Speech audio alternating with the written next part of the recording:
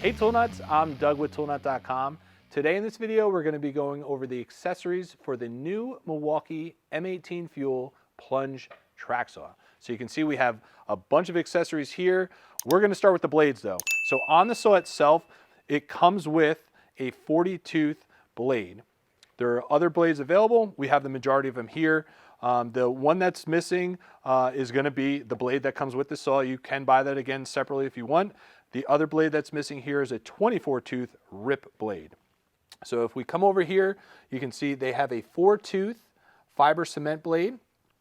This is a polycrystalline diamond tooth on this one. It's not going to be a standard carbide tooth on this blade. And you want that for fiber cement because you're going to get up to 75 times longer life.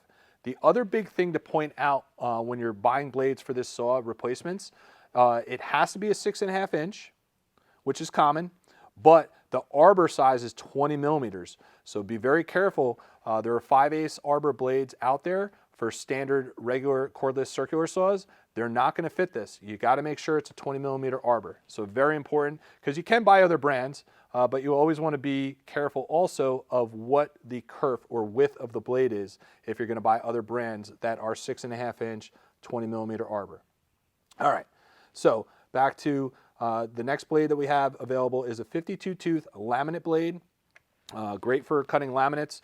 So if you're going to be doing that more than just standard wood, you're definitely going to want to have this blade get a better, cleaner cut. The other blade available is their 48-tooth fine finish blade. All right, so that should be all of the blades that we have available and Milwaukee has available at this time. They're all on the site at toolnut.com. Next, we're going to come over to the clamps. So these are sold in a 2-pack. These are screw clamps. They're for your rails. You can also use them to hold down material on that. I'll move the saw over here. And generally, they're going to go like this. And you can see to hold down your materials like that. So if you have your ply sheet goods, thicker materials, hardwoods, you can do that. And you can do one at each side of the rail to hold down your materials. So these are sold in a 2-pack for that. A lot of people have been asking for quick clamps. Festool has those. They're a ratcheting, so you're not screwing.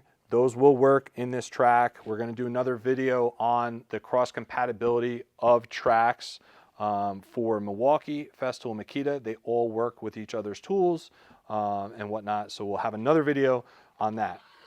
Another accessory available is going to be the connectors for the rails. So if you want to join rails, Milwaukee has, we might as well go into it now, Milwaukee has multiple sizes of rails. There's a 31-inch here.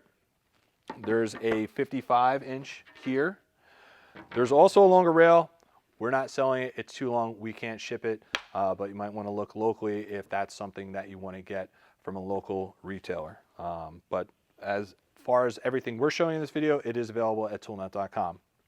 Most people, though, I'd say probably 90%, I believe, will join the rails. If you want to do an 8-foot rip, you're going to want to buy 2 55-inch rails and these connectors. And basically the connectors are going to come in the tube. You get a little Allen key included. You're getting 8 of these set screws on it. And it's just like pretty much anyone else's out there. They go in. You're going to tighten these 2 screws. This one, make sure that the screws are facing the correct way to be able to tighten them. And then this other one's going to go on the bottom like that. You're going to tighten them, okay? Now, biggest thing, a lot of people will take the other rail and slide it in and put it all the way against this. You don't want to do that. You always want to leave about 1/8 of an inch or the thickness of a credit card to account for if it needs to correct itself. It's not 100% guaranteed that these are cut perfectly to where you're going to have a nice parallel joint when you join them. You're paying for accuracy. That's why you're using a track saw. Is you want it accurate, so make sure when you're joining it, you're doing it properly. So slide the other rail in. You're going to tighten those down after you put a very, a good straight edge, to it. Either a woodpecker's, a CNC machine, straight edge. The other thing on a job site that's always very accurate is a good level. The higher end levels from Milwaukee, Stabila, etc. You're going to put against that then tighten everything down, and then you're good to go.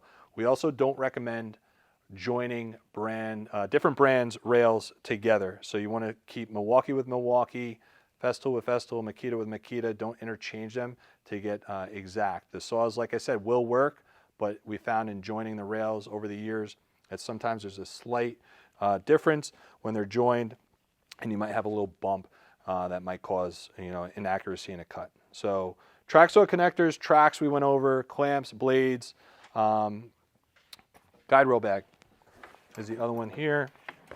That's available. It's being sold in a 55-inch for the 55-inch rail. So really well made.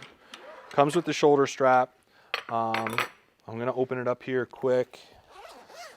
We did test it because we always get asked how many rails can I fit in it. This will fit up to 4 rails. Again, it's only available in a 55-inch. Here, before I flip it open, you have this pouch here. You could put your clamps in there. You could put your connectors in there and whatnot.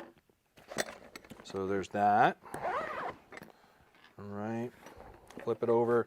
You can see I really like how they did these Velcro straps. Put everything in here. So I started saying, we always get asked, how many rails can I fit in here? You can fit up to 4 rails. We did test it with the 55. I like how they did these corner guards here. Put it in. Honestly, we can check and see. If you ask in the comments, I mean, we can do a follow-up video here. It'll go either way. But the most important thing is to get the 4 to fit. When you're doing it, you can have one that way, and you're going to take it, put the other one this way, so that's thinner. That's extremely important to be able to get the 4 to fit in. If you do this and kind of have it hump on hump, and then you try to do it to the other side, it's not going to work. So you're going to want to have the bottom one like that, and then whatever top one goes on it. The other 55, obviously, if you put it there, it's not going to, well, maybe it will. You know what? It might go. Look at that. See, I should have tested this stuff first. But you can also do that because you do have the straps to hold it in and lock it in. Obviously, the 31-inch here is going to be more in the center. So get these kind of tight so it's not going to move on you.